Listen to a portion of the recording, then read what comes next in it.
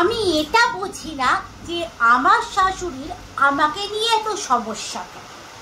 সকালবেলায় যদি আমি একটু তাড়াতাড়ি ঘুম থেকে উঠি, উনি বলবে শ্বাস সকালবেলায় উঠে আরম্ভ করে দিল আওয়াজ, আমার ঘুমটা ভাঙিয়ে দিল।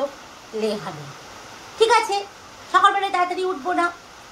এবার এক একদিন হয়তো বিকাল তোমার 9টা বেজে যায় ঘুম থেকে উঠতে, এসে ষাঁড়ের মতো হা হা হা হা হা হা করে চিৎকার করতে শুরু করবে। 9টা বেজে গেল, কতক্ষণ ঘুমাবে? হ্যাঁ, তোমার চোখ থেকে কি ঘুম যায় না? আমি কোন দিকে যাই?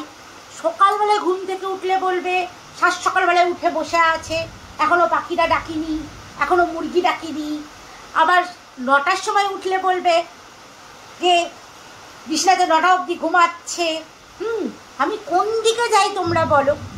তরকারি যদি রান্না করি তাহলে একদিন একটুখানি আগে থেকে বলে দেবে তেল ঝাল মশলা কম দিয়ে রান্না করবে।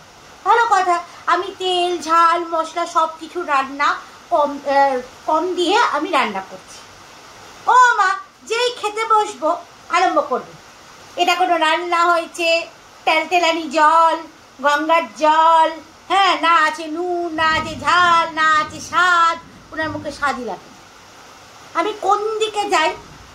ঠিক আছে, যখন তেলতেলানি জল হলো, তারপরের দিন একটু বেশ কষিয়ে একটু বেশি করে মশলা দিয়ে রান্না করলাম।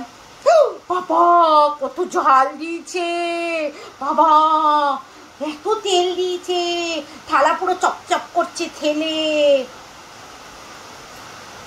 আমি কোন দিকে যাই? আমি এগোলেও মুশকিল, আমি পেছলেও মুশকিল, মাঝখানে কি থাকা যায়? তোমরা